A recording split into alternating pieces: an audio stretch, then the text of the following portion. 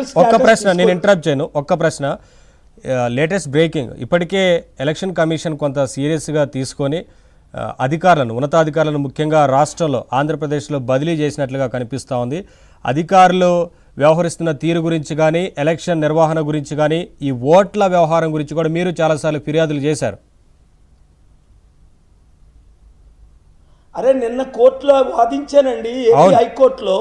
అదే రెస్పాన్స్ వచ్చింది. Chief election officer office ఏంటి, ఆ పక్కనే మంత్రుల ఆఫీస్ ఏంటి అంటే జగన్మోహన్ రెడ్డి ఎలక్షన్ నడిపిస్తున్నాడా, ఎలక్షన్ కమిషన్ ఎలక్షన్ నడిపిస్తుందా? Question number 1. అది నేను కోర్టులో రైజ్ చేశాను. మీకు తెలుసు, మార్చి 12ని కోర్టులో ఆర్గ్యూ చేసి 1 hour 20 minutes ఎలక్షన్ ఏప్రిల్లో జరగకూడదు అని మేలో జరగాలని ఫైట్ చేశాను. నేను తప్ప ఎవరు ఆర్గ్యూ చేయలేదు, ప్రయత్నించలేదు. మంచి డైరెక్షన్ ఇచ్చారు court. 17 election commission have graciously మేలో ఎలక్షన్ పెట్టారు. అది పెద్ద సక్సెస్. స్టీల్ ప్లాంట్ అమ్మకూడదు అని ఆర్గ్యూ చేశాను. నోటీసులు జారీ చేసి ఆయన ఇస్తున్న, డాక్టర్ పాల్ ఇస్తున్న 8,000 కోట్లు తీసుకోండి అని మార్చి 14ని నోటీసులు జారీ చేశారు.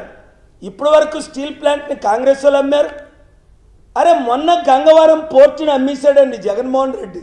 60,000 కోట్లు విలువైన 1,800 ఎకరాలు అదానికి 620 కోట్లకి అమ్మేశాడు. నిన్న బొత్స సత్యనారాయణ ఏమంటాడు, మేము తప్ప ఎవడు ఫైట్ చేయట్లేదు, అపోజిషన్ సైలెంట్గా ఉంది. నేను అందుకే అడిగాను, వీళ్ళకి డ్రగ్ టెస్ట్ అయినా పెట్టాలి, లేదా మందులు వాడుతున్నారైనా టెస్ట్ చేయాలి.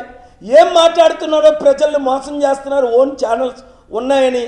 వైసీపీఏ, జగన్మోహన్ రెడ్డి గారే, వైఎస్ఆర్సీపీఏ ముఖ్యమంత్రి గారే 2021లో 2 years back steel plant Gangavaram పోర్టుని 60,000 కోట్లది అగైన్ 600 కోట్లకి, అంటే 100 కోట్లది ₹1,00,00,000 అమ్మేస్తే నేను రుజువులతో ఏపీ హైకోర్టులో ఫైల్ చేశాను. అంతకుముందు చంద్రబాబు నాయుడు గారు అమ్మారు, అంతకుముందు వైఎస్ రాజశేఖర రెడ్డి గారు అమ్మారు. 33,000 ఎకరాలు, కేవలం 18,000 ఎకరాలు మాత్రమే మిగిలింది. ఇప్పుడు బీజేపీ వాళ్ళు ఎవరికి అమ్ముతున్నారు? అదానీకి. అదానీ ఎవరు? మోదీ మిత్రులు. అందుకని అదానీ నాతో గొడవ పెట్టుకుంటే ఇన్వెస్టిగేట్ చేయించి సెకండ్ రిచెస్ట్ మ్యాన్ని లాస్ట్ ఇయర్ 38 ఏదో రిచెస్ట్ 8 లక్షల కోట్లు లాస్ తీసుకొచ్చారు.